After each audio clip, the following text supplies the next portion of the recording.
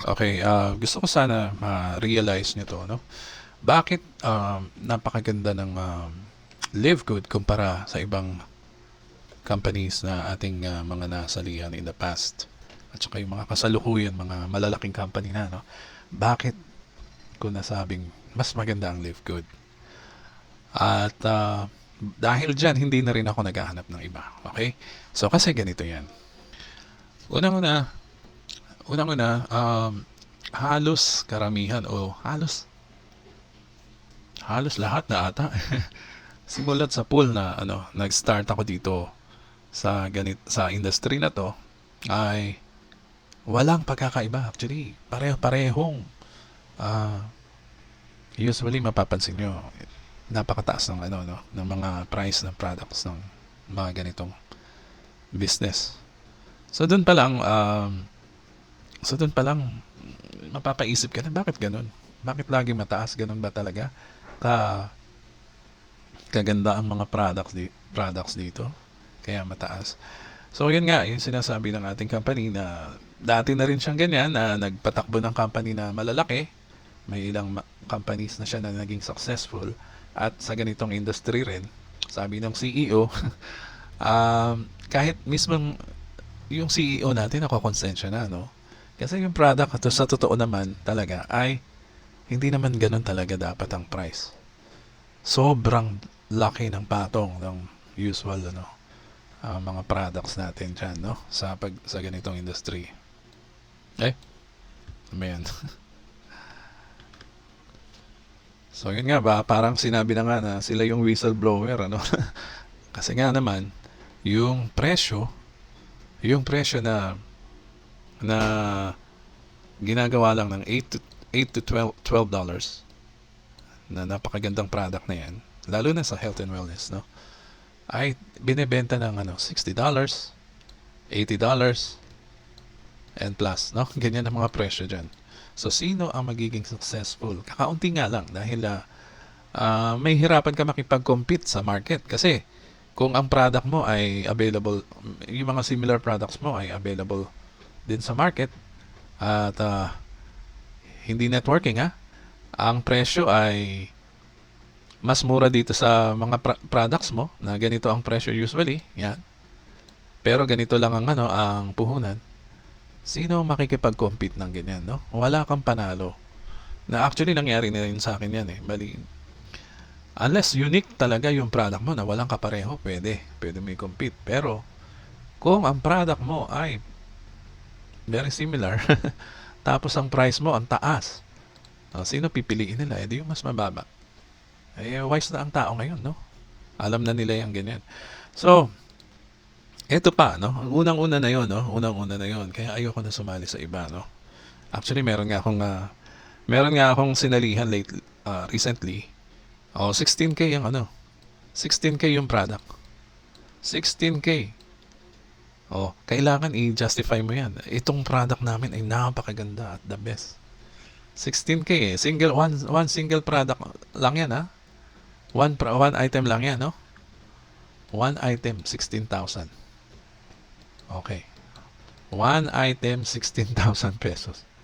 So, paano ko ngayon i-compete yan? Sabi ko, wow, ang ganda siguro nitong product na to. Sige, pwede natin to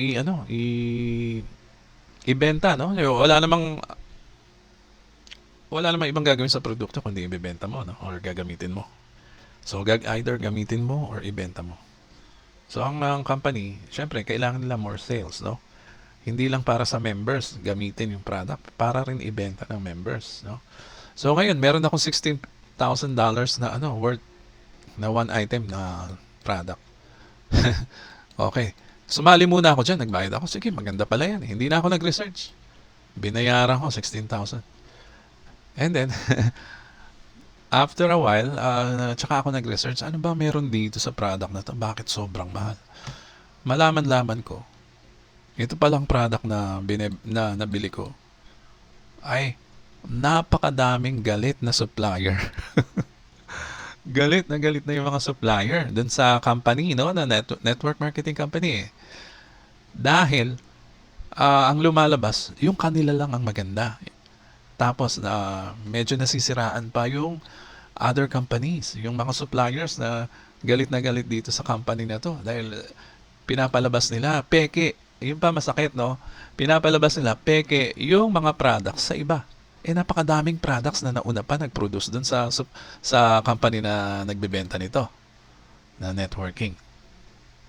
So, sama ng loob, actually, nakausap ko mismo yung mga supplier na yon, yung mga sales rep ng suppliers.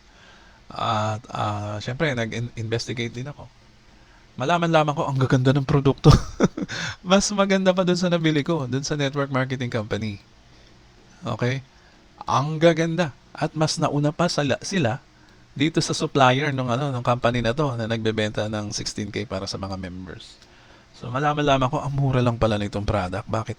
Siguro yung 16K, mabibili mo yan ng, hindi naman ganun kamahal, no? 16K. Pero, ang mga presyuhan yan, siguro, teka, kwentahin natin, ha? Ang mga presyuhan, siguro mga ganito lang, oh. Kung $60 times natin yan sa 55, ay, sorry.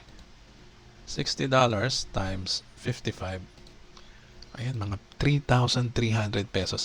Sama mo na yung shipping, oh. Sabihin mo na 5,000. 5,000 pesos. Okay? Ang laki ng difference, no? Actually, wala, 3,000 plus nga lang kung wala pa yung shipping, no? Kumpara mo sa 16,000. So, ganyan palagi. Actually, hindi lang yung company na yan. Marami pang companies ang nagsisinungaling na pagsinungalingan sa amin, no? Meron pa yung mga health supplements na yan. Sabi nila, ang product namin napakaganda, isang botelya, meron kang 60 capsules. 60 capsules, ha? Ang presyo namin, murang-mura lang, 1K lang. Yan. Parang mura kung papakinggan mo sila. Siyempre, magandang product, isang botelya yan, no? Okay. 1,000 pesos. Sabi ko, okay to, ah. O, sige. Pasok natin to sa siyempre sa network marketing, magbebenta ka, no? O sige, try natin. Maganda naman pala yung product. Noong kalaunan ay nag-research ako. Sabi ko, ang dami palang kapareho nitong product na to. 1,000 pesos ang bentahan, no? Siyempre, papatungan mo pa yan sa retail mo, no? Ito, 1K ang benta ng company mo sa'yo. So, papatungan mo pa yan. Siguro, magkano na lang may papatong mo dyan, no? Mataas na siguro 1,2. ang liit. So, noong nasa marketplace na ako, chinek ko ngayon yung product kung meron mga kapareho. Nakita ko, yung 1K na product ko, ang 1K na product ko, yan, ito yung napakagandang botelya ng mga capsules, ay ang daming kapareho sa marketplace. Ang dami pala nakalist na ganyan. Alam niyo kung magkano lang ang presyo? Nagre-range lang ng from 200 pesos to 300 pesos. Ganyan kamura. Kumpara mo naman sa product sa network marketing company. So nagsisinungaling talaga sila sa inyo, no? Unlike itong Live Good, napaka-honest. Ito ang nagustuhan ko dito, napaka-honest nito. Pag sinabi nila, yung product natin hindi namin kayo papatungan, no? Pag sinabi namin $8 US ang price, napakaganda ng packaging, napaka high quality, okay, ng product natin, at nandyan yung mga certification kasi mada-download mo pa. Kumpara sa labas na $80, meron $60, meron $90. Sa atin mga ganyan lang, 8 to $18. Yan, mga ganyan. Ganyan, no? Ang price. So, sabi ng company, tama lang na kunin nyo sa amin yan na walang patong. Okay lang. Kasi membership naman to eh. Membership club naman to eh. Wala talaga. So, parang tayo na rin ay part ng company. Supplier na rin tayo, no? Dito tayo sa wholesale price. Hindi retail price na ganito, no? Na ginagawa ng ibang companies. So, ibig sabihin, pag nilabas mo yan sa market, kaya ang swerte ng mga nasa US, talagang nauubusan ng produkto doon, no? Dahil pinapakyaw yan. Dahil ang mura eh. Kaya nangyayari doon, nauubusan ng stocks, pero replenish naman ng replenish ang company. Talagang dinudumog ng tao yung mga product kasi accessible sa kanila, i-ship, no? Nasa US lang eh. Unlike tayo, nasa Philippines, hopefully soon magkaroon din tayo ng warehouse dito, no? Kasi ang mura ng produkto, pag nilabas nila yan sa marketplace, sino bibili ng tao? Nakita nila, napakaganda ng quality, organic, mga talagang best in the planet ang claim nila. Kumpara mo dito sa mga branded na to at napakamamahal, ang pipiliin pa rin ng tao yung mas mura, no? Kasi bukod sa mura, ang quality pa, no? So, ang ganda, no? Okay, so dyan tayo sa product. Tapos na tayo dyan. Wala nang question, Rich. Sold na ako dyan. Napakaganda talaga ng Live Good. Magjo-join na ako sa'yo. Okay, so hindi lang yan. No? Ito pa ang hinanakit ng mga tao sa network marketing company. Yung sistema ng kitaan. No?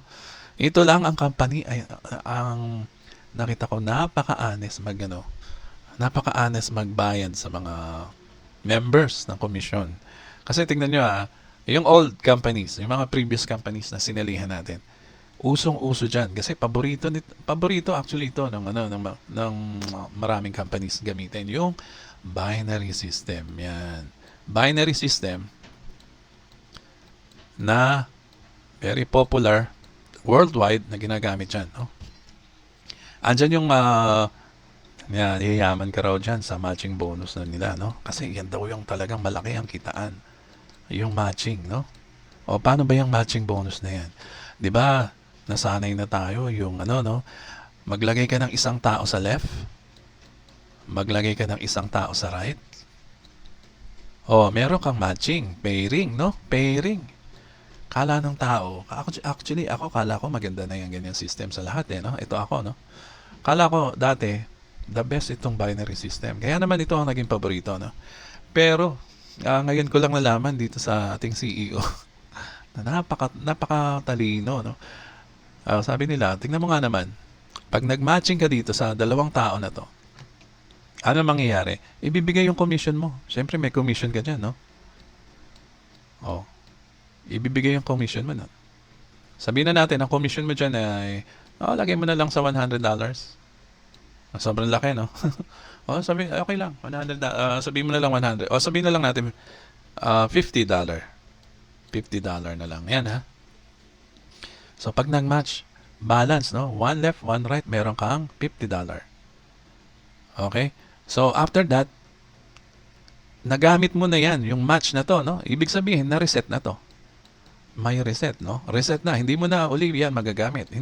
Hindi na uli ikaw kikita dyan sa dalawa na yan, kahit nag-match pa yan. Ang gagawin mo ngayon, maghihintay ka manganak. Ito si number 2. Maghintay ka manganak. Ito si number 1.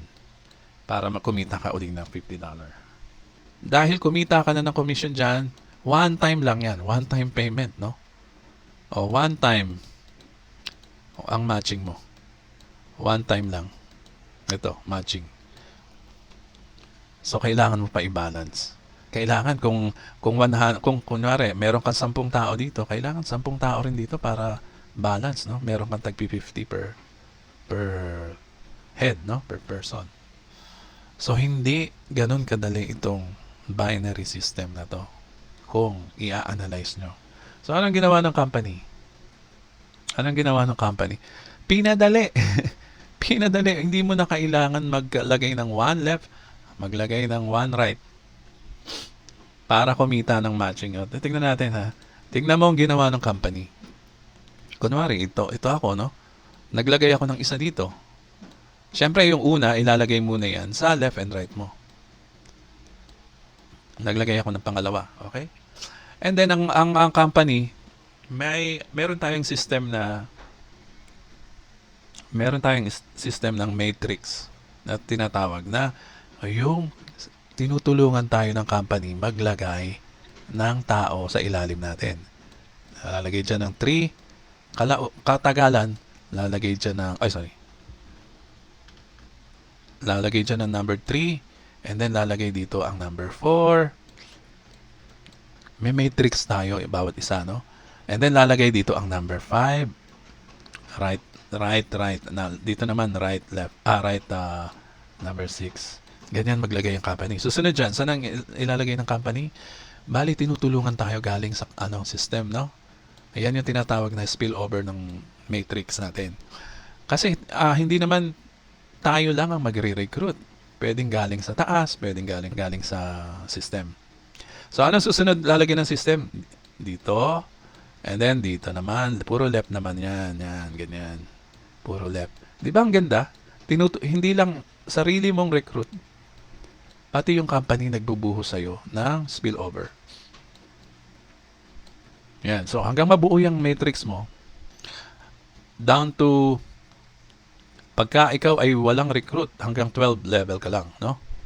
Pero kung may recruit ka na dalawa, sabi ng company, hanggang 13th level ka.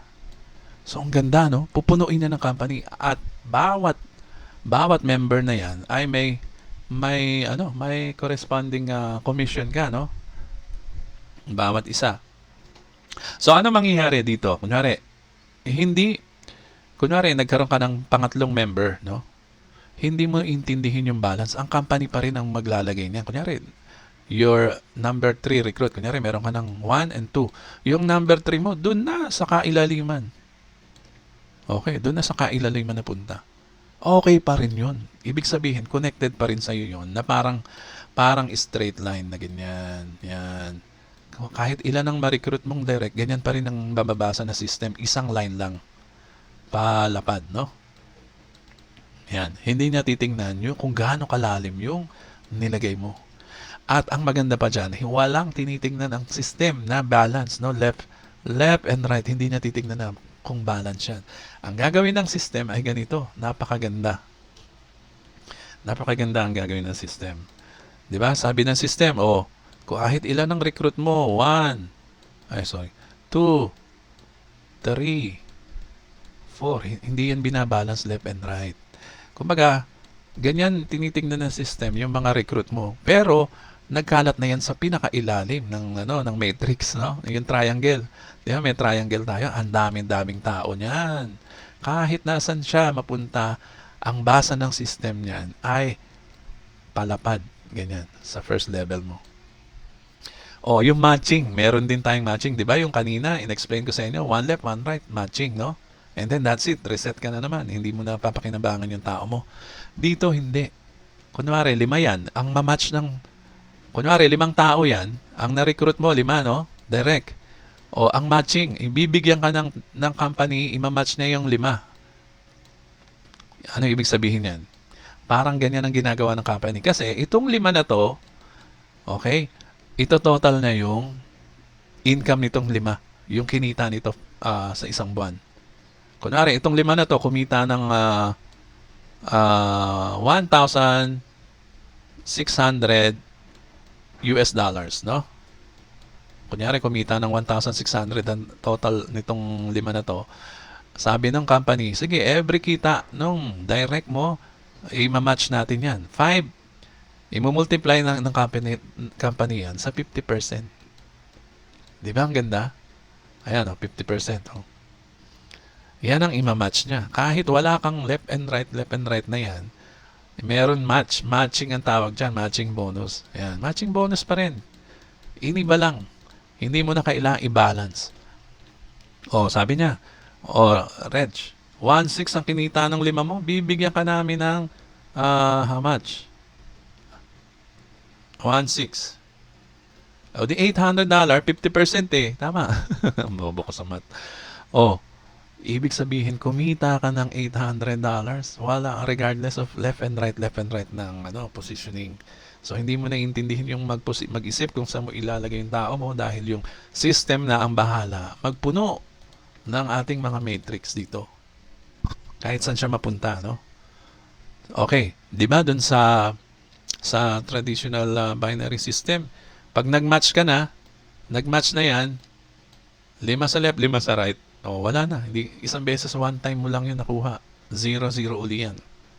Maghihintay ka na naman mga anak yung left, maghihintay ka na naman mga anak yung right. Dito, sa Live Good, kunwari, ito, kinita niya ng January. Kinita ng group mo ng January. February, kikita pa rin yan ng mas mataas.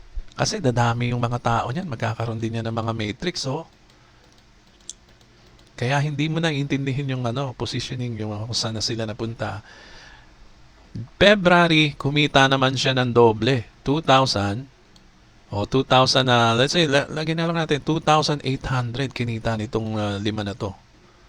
Hindi na dadagdagan yung ano mo ha, yung direct mo ha. Pero kumita sila nung February ng 2,800. O anong gagawin ng company? Eh di ima-match pa rin yan times 50%. Magkano sa'yo dyan? 1,400. 1,400 ang kinita mo, Reg. Meron kang 1,400 US dollar dyan. Kahit pa hindi mo dinagdagan yung member mo, nandyan pa rin sila sa'yo at magbibigay ng monthly income mo na ima-match ng company. No? Laging may 50% ka dyan. Lagi kang may 50% sa company. Bonus mo yan. Every month yan, ha? Kahit every month, kahit abutin niya ng isang taon, 5 pa rin ang tao mo dyan, ha? Imaginein mo, patuloy pa rin yan magbibigay sa'yo ng monthly income mo na 50% sa company. Oh, saan ka pa pupunta? Dito na, sa Live Good. Saan ka pa titingin ng other opportunity? Wala na. Ano na, finish na. Hindi ka na titingin pagka naintindihan mo ang ganda ng Live Good, no? Ganyan kaganda. So, marami pang mga barya-baryang kinikita dyan. Kasi yung mga levels nito, meron ka pang mga percentage dyan. Bukod sa 50%. Kaya ayoko na kitang malula sa laki ng kikitain mo dito. Dito na lang tayo sa first level mo. 50%. Oh, yan na lang. Sa first line mo na direct. 5 tao lang yan na magpo-produce ng monthly income mo regularly. No? Pataas ng pataas yan.